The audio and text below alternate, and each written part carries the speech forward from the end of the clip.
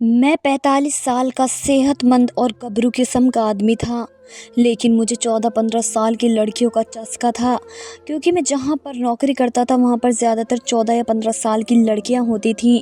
उनको देखकर मैं अपने आप पर कंट्रोल नहीं कर पाता था। एक दिन मुझे मौका मिला और मैंने एक 14 साल की लड़की के साथ मेरा नाम रमेश है। मैं मुंबई के एक हाई क्लास स्कूल में सिक्योरिटी गार्ड की नौकरी करता था। स्कूल में लड़कियां लड़के एक पढ़ते थे। इनमें ज़्यादातर अमीर घराने लोगों की बिगड़ी हुई औलाद थी, जिनको गुनाह सवाब इज़्ज़त वगैरह से कोई लेना देना नहीं होता था। वे लड़के लड़कियों की दोस्ती को मामूली सी बात समझते थे और हर हद पार कर जाते। मैं भी वहाँ पर 14-15 साल की इंतहा हसीन लड़कियाँ देखता तो दिल करता कि उनको झपट लूँ और उनसे तस्कीन हासिल करूँ। मेरी सिक्योरिटी गार्ड के कमरे के साथ एक छोटा सा कमरा होता था। ये ज़्यादातर बंद रहता था क्योंकि वहाँ सिर्फ सिक्योरिटी गार्ड अपनी ज़रूरत का सामान रखते थे।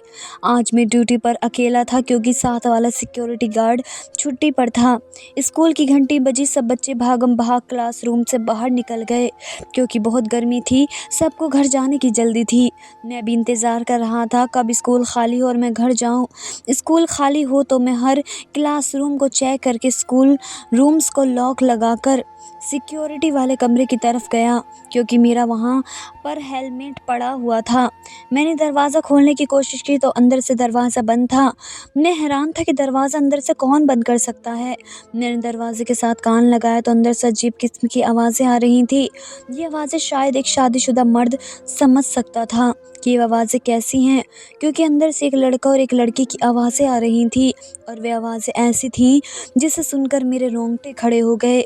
जब मैं कमरे का दरवाज़ा खोला तो तभी क्लास के 2 यंग लड़का लड़की एक दूसरे के साथ थे। जब मैंने अंदर का मंज़र देखा तो एकदम से मेरी आंखें खुली की खुली रह गईं। ऐसे मंज़र मैंने अक्सर फ़िल्मों में देखे थे, आज पहली बार खुली आंखों से देख रहा था। मेरे अंदर एक हलचल और खलबली सी मच गई।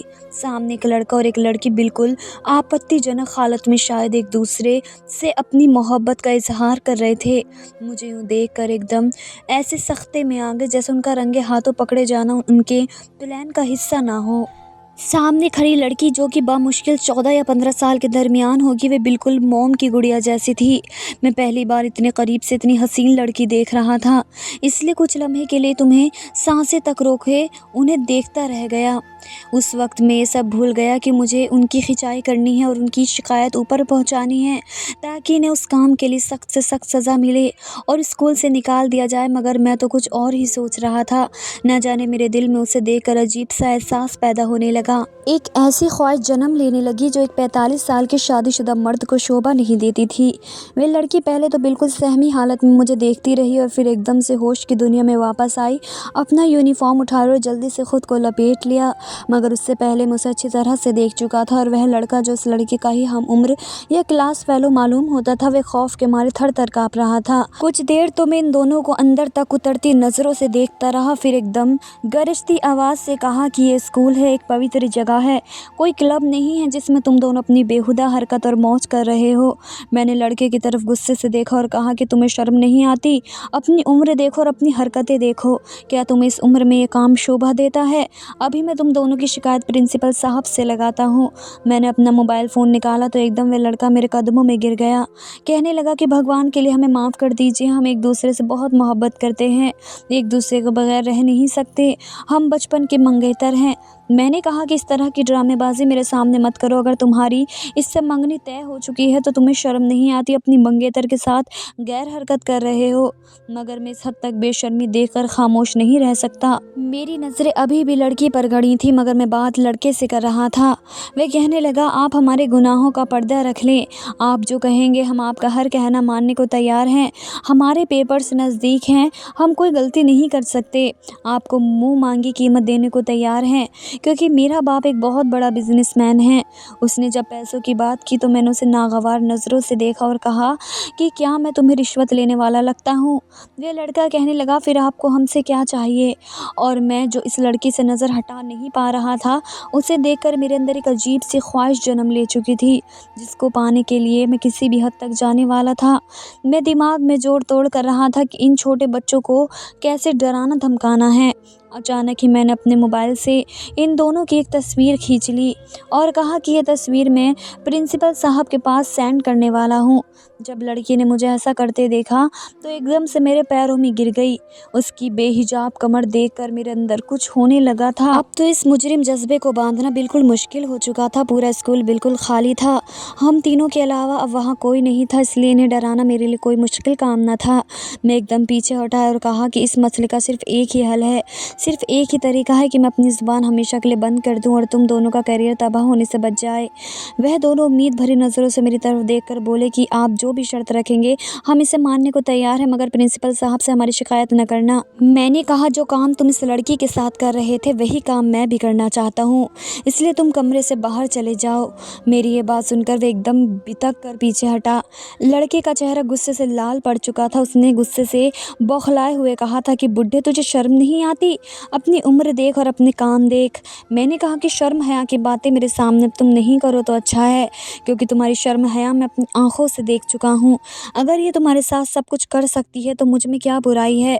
मेरी बात सुनकर लड़का एकदम से इस लड़की के सामने खड़ा हो गया, जैसे ढाल बन गया। कहने लगा, आपको शर्म आनी चाहिए, आप एक शादीशुदा मर्द हैं, आपके घर में बीवी बच्चे होंगे, आपको ऐसी ख्वाहिश करते हुए ज़रा भी ख्याल नहीं आया।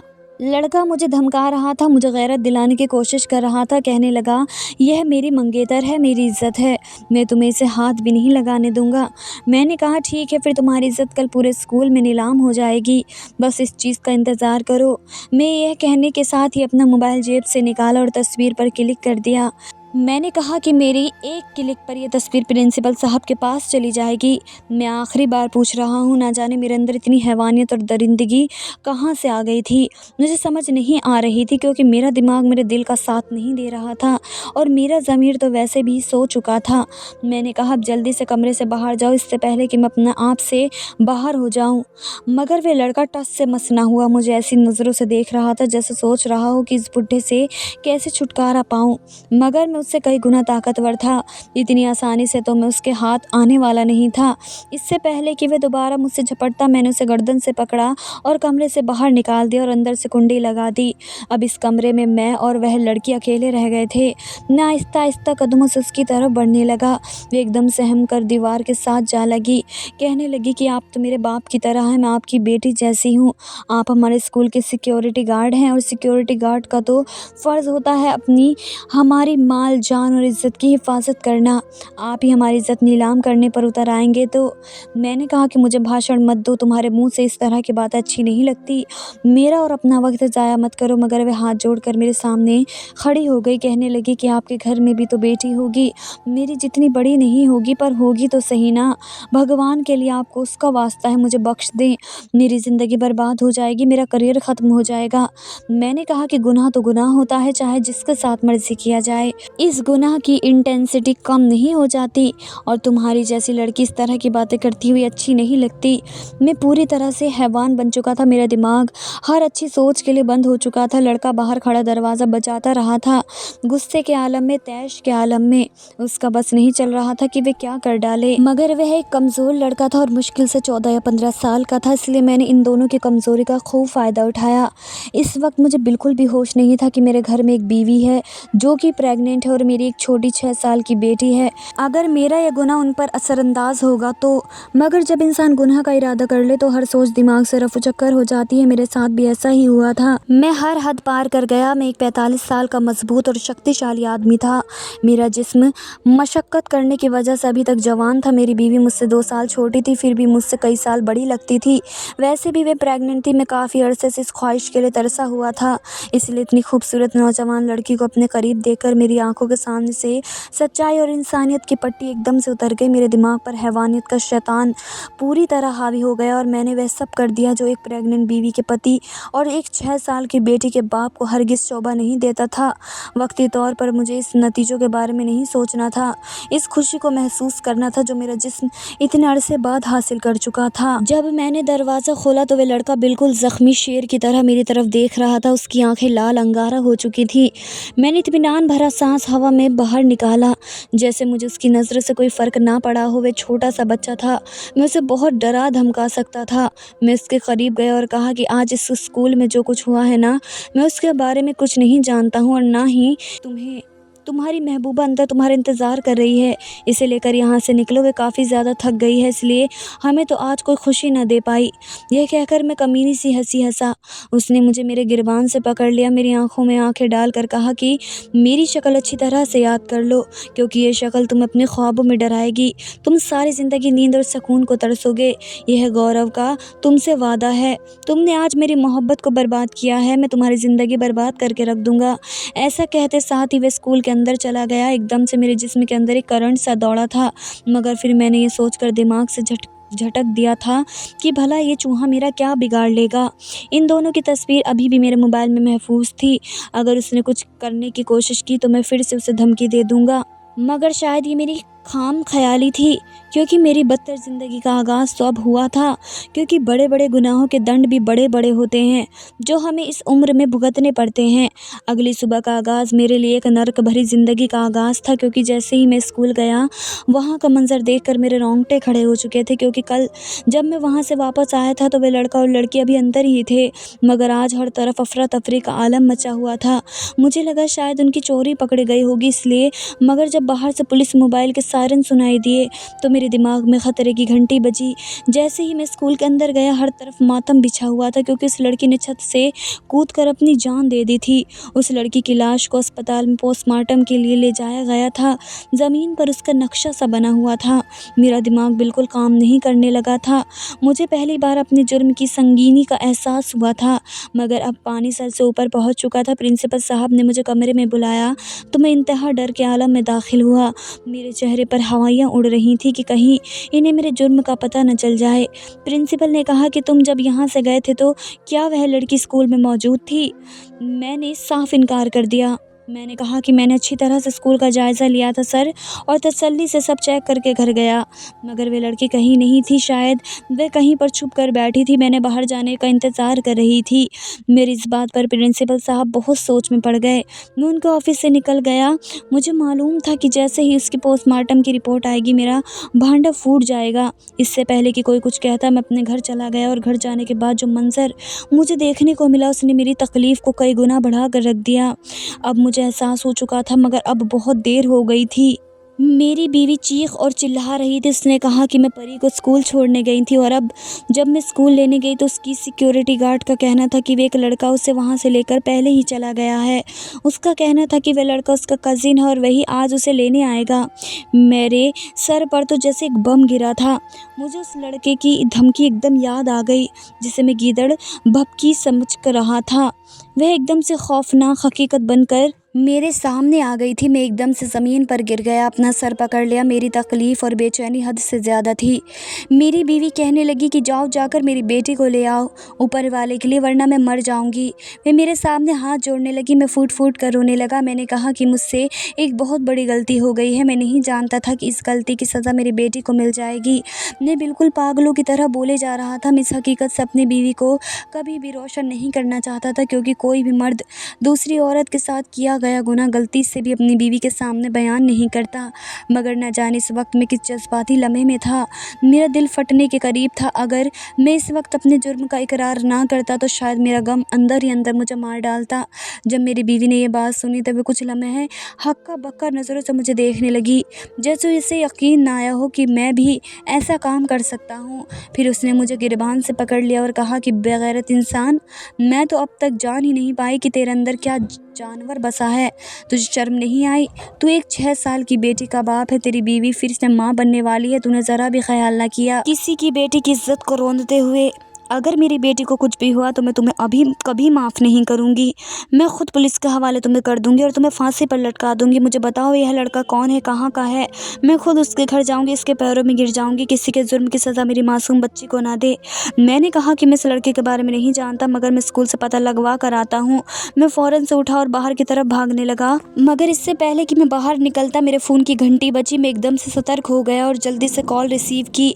मेरी बीवी मेरे साथ आकर खड़ी हो गई। मेरे चेहरे जाकर हवाइयाँ दिखने लगी। मैं बिल्कुल बर्फ़ का ढेर बनकर फ़ोन सुन रहा था, जैसे मेरे कानों में गर्म शीशा उंडेला जा रहा हो।